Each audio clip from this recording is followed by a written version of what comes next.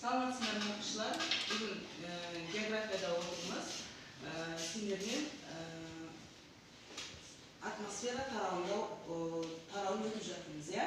Бүгінгі сабақтың тақырыбы Бағдәулет оқы.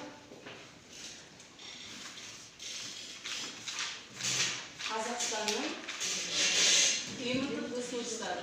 Сабақтың мақсаты атмосфераның жалпы циркуляциясы.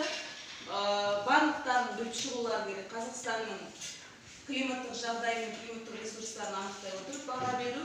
Оқушылар Қазақстанның климаттық жағдайларын сипаттап, ерекшеліктерін түсіндіру және өз аймағы бойынша климатограмма сызып талдау.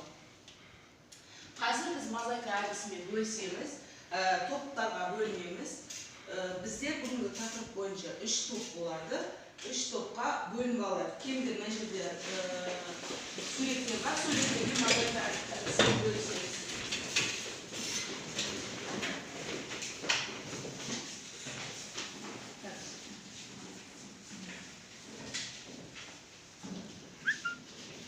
Құрастырамыз суреттеріміз. Әркім өзінің суретіне ие болсын. Мына жаққа жинаймыз. Балтымызда аяқ нәқтасын. Ардымен айжан мына жаққа.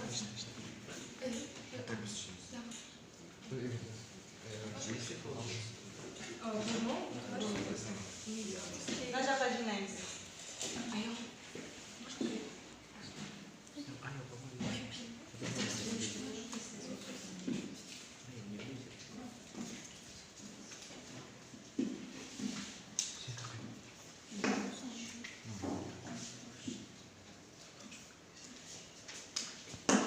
Бізде бір сурет дайын.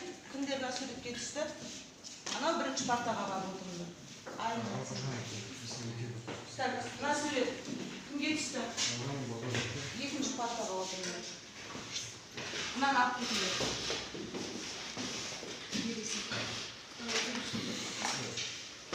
Қалған сурет. Қазір суреттерді түсіндіріп өтетін болады.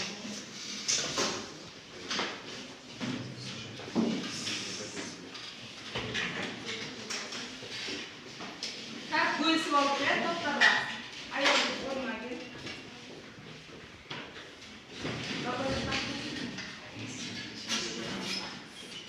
Әрқайсымыз өзіміздің түскен суреттеріміздің бүгінгі сабаққа байланысын түсіндіріп өтейік, иә? Бірінші топ. Тыңдайық. Айнжан.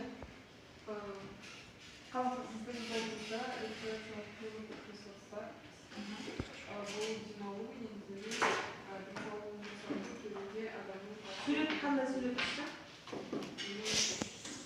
Ненің суреті? Бурабай. Табиғаты керемет Бурабай. Екінші топ. Сендерге не түсті? Вообще суреттің өзін түсіндіріңдерші.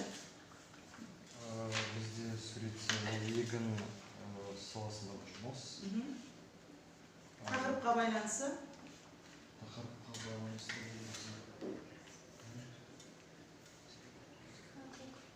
Сендердің қарастыратын жұмыстарын агроклиматтық ресурс болуы мүмкін, иә?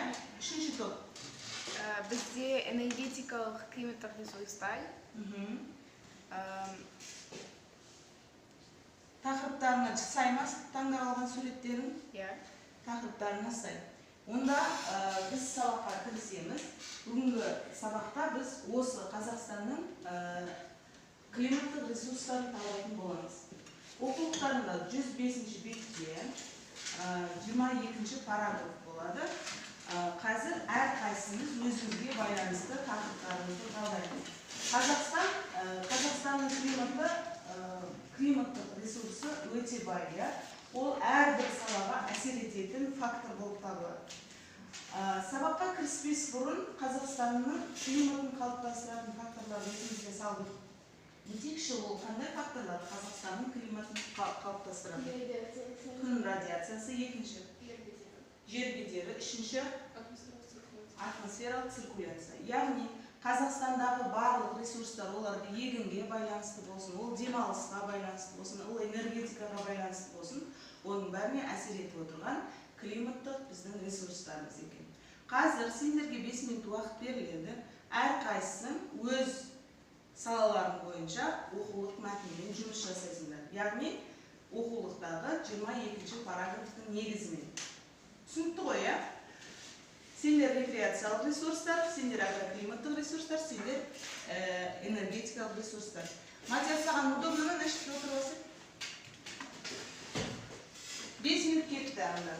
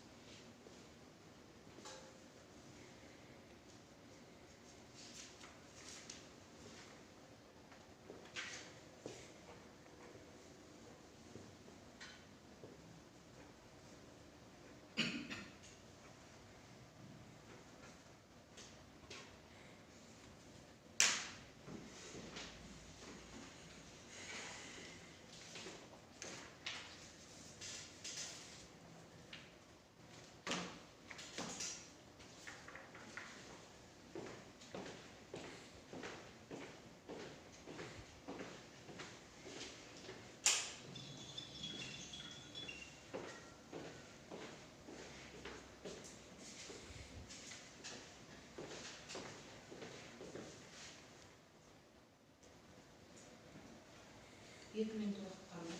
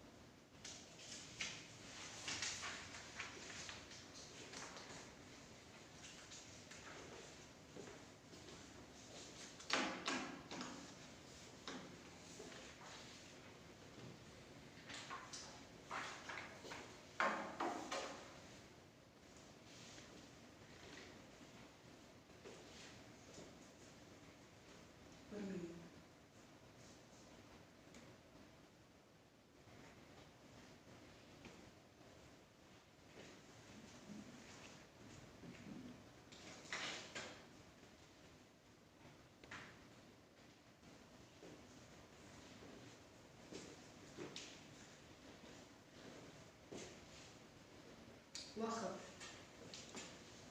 Сонымен, әрқайсымыз өзіміздің саламызға байланысты бүгінгі сабақтың мәтінімен таныстық, иә? Бірінші, энергетикалық ресурстардан сұрайды, иә? Кім жауап береді топтан? Аялынан басқа ешкім жоқ па? Мадияр, сен жауап берші, даусың шығар. Орында отырып жауап береміз. Тыңдаймыз Мадиярды. Аял. Энергетикалық климаттық ресурстарда экологиялық таза арзан және қауіпсіз күн энергиясы болып табылады. Болашаққа зор мәселе ол күн электростанциясынан энергия алу. Бұл жел энергиясының жел электростанцияларына қолданады. Мұндай электростанциялар желдің күші 3 метр секундта болған жерлерде және таулы аймақтарда орналасуы керек. Бірінші күн электростанциясы Жамбыл облысының Қордай ауданында салынған. Энергия сатылмайтын, таусылмайтын, қайтып орын қалпына келтірудің қажеті жоқ. Ол үнемі постоянно болып тұратын климаттың энергиялары, иә? Олар желді айтса болады, суды айтса болады, және күнді айтса болады. Біз сендермен өткен сабақта Қазақстандағы тұрақты желдерді өткен болатынбыз. Және олардың үнемі соғып тұратын аймақтарын өткен болатынбыз, иә? Қайсы желдердің соғып тұратын аймағында салса болады электроэнергия станцияларын? Қандай желдерді білесіңдер? Қазақстанда болады. Мұғалжар, Егі желі, Қордай желі, тағда. Сайхан желдері. Қорқпаймыз? Смелее. Егі желдері, иә? Яғни осы желдердің үнемі соғып тұратын аймағында жел электроэнергия станцияларын салуға болады ма? Болады, иә? Тағда күн электростанцияларын қай жақтарда салуға болады? Қазақстанның қай аймақтары үнемі күнге бай? Оңтүстік Қазақстан аймақтарын күн электростанцияларын салуға қолайлы, иә? Топта сұрақ жауабына қанағаттандық па? Егер қанағаттансақ 3 хлопок, онша қанағаттанбасақ 1 хлопок, 1 шапалақ. Бағалап жіберейікші? Кәне? Так, екінші топ. Екінші топ, жоқ әлі, екінші топты қорғап өтейік, өзіміздің саламыз бойынша. Агроклиматтық ресурс. Кім қорғайды топтан? Серікбай, даусымызды шығарып. Ауыл шаруашылығына тікелей ықпал ететін климаттық жағдайлар агроклиматтық ресурстар деп аталады. Ауыл шаруашылық өндірісінің даму факторы тікелей климаттық ғылымды зерттейтін ғылым. Ол бізде агроклиматология деп аталады. Ауыл шаруашылық өндірісіне ауада құбылыстар өте қатты әсер етеді. Себебі ауа райына байланысты өндірістің дамуы жүре бастайды. Толықтырамыз ба топ мүшелері? Агроклиматтық ресурстар қандай да бір ауыл шаруашылық дақылдардың өсіп-өнуіне қажетті жылу және ылғалдың үйлесімділігі. Сол себепті Қазақстанның оңтүстігі ауыл шаруашылығының дақылдарының басқа саласына маманданған, ал солтүстігі басқа саласына, батысы мен шығысы тоже әртүрлі салаларға маманданған. Себебі оңтүстік Қазақстанда құрғақшылық болғанменен құрғаққа бейімделген бау-бақша өсімдіктер өседі. Ал солтүстік Қазақстанда бізде ылғалды көп сүйетін, вегетациялық жаңағы уақыты аз уақытты қамтитын дәнді дақылдарға маманданған. Түсіндік қой, не үшін екенін? Топтың жауабына қанағаттандық па? 3 шапалақ.